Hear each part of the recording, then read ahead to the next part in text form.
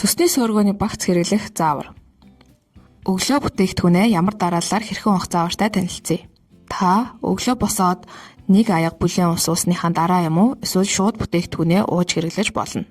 Та эхлээд эмчилгээний зүгийн балнаасаа нэг жижиг цайны халбах хэмжээтэйг авч 200 мл бүлээн усанд найруулна. Үүн дээрээ нэмээд зүгийн жилийн усан ханднаасаа соруулынхаа энэ арын хэсгийг нь шахаж хийг нь гаргаад үзүүрийг нь хандан дотроо хийхэд өөрөө сурагдана. Тэгэхээр нэг иймэрхүү хэмжээтэйг соруулж авч хэрэглэнэ. Хэрвээ та ходоодны шалбархаад өрөвсөлгүй бол зүгийн балтай усан дээрээ таал халбаг нэмэгний шүүс бас тусааж болно. За найруулсан усаа одоохондоо уулгүйгээр төр тавьчихна. Одоо нөхөн сэргийн хэмчилгээний үрлүүдээ уuna. Эхлээд эдгээр хоёр үрлээ холино. Үүний тулд том саванд үрлүүдээ задлж хийгээд хооронд нь маш сайн холино.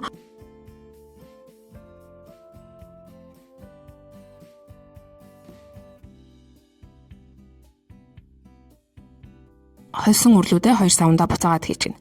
За нэг савтай холсон үрлийг бол нийтдээ 21 хоног хэрэглээд дуусгаар нь дараагийн савтаа үрлээ хэрэглэнэ. За одоо хэр хэмжээтэй авахыг харуулъя.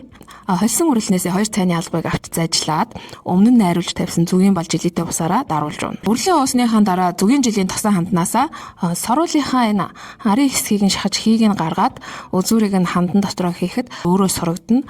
Тэгэхээр нэг иймэрхүү хэмжээтэйг соруулж авч хэрэглэнэ. Үүнийг халбон дээр хийгээд шууд ууж болно.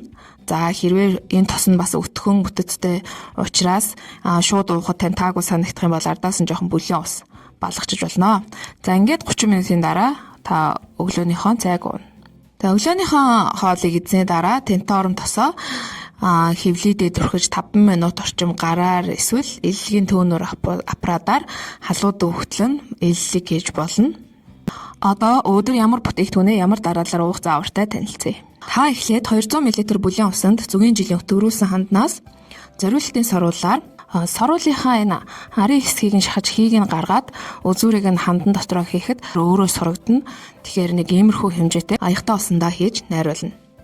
Дараа нь холсон үрлнээсээ 2 халбагыг авч амандаа зажлаад зүгийн жилийтэй усаараа даруулж унаа.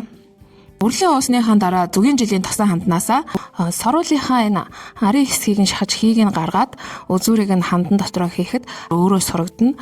Тэгэхээр нэг иймэрхүү хэмжээтэйг соруулж авч хэрэглэнэ. Үүнийг халбон дээр хийгээд шууд ууж болно.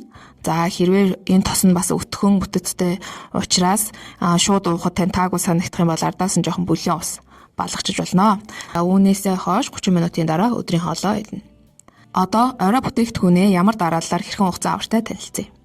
Та өдрийн айдал эхлээд 200 мл бүлээн усанд зүгийн жилийн өтгөрүүлсэн усан ханднаас соруулынхаа энэ арын хэсгийг нь шахаж хийг нь гаргаад үзүүрийг нь хандан дотроо хийхэд өөрөө сурагдана. Тэгэхээр нэг иймэрхүү хэмжээтэйг аягтай усандаа хийж найруулна. Дараа нь холсон үрлнээсээ 2 халбагыг авч амандаа зажлаад зүгийн жилийтэй усаараа даруулж унаа. За үрлээ ууснаас хойш 30 минутын дараа орой хоолоо идэнэ. Хоолны дараа мөн тентор мэдлэгийн тосоо хевлийдээ түрхэж 5 минут орчим гараар эсвэл эллигийн төөнөр аппаратаар халууд өгтлөн эллиг хийж болно. Орой унтахын өмнө зүгийн жилийн тосон ханднаасаа соруулынхаа энэ арын хэсгийг нь шахаж хийг нь гаргаад үзүүрийг нь хандан дотроо хийхэд өөрөө сурагдана. Тэгэхээр нэг иймэрхүү хэмжээтэйг соруулж авч хэрэглэнэ. Үүнийг халбон дээр хийгээд шууд ууж болно. За хэрвээ энэ тос нь бас өтгөн бүтэцтэй учраас шууд уухад тань таагүй санагдах юм бол ардаас нь жоохон бүлээн ус балгачиж болно.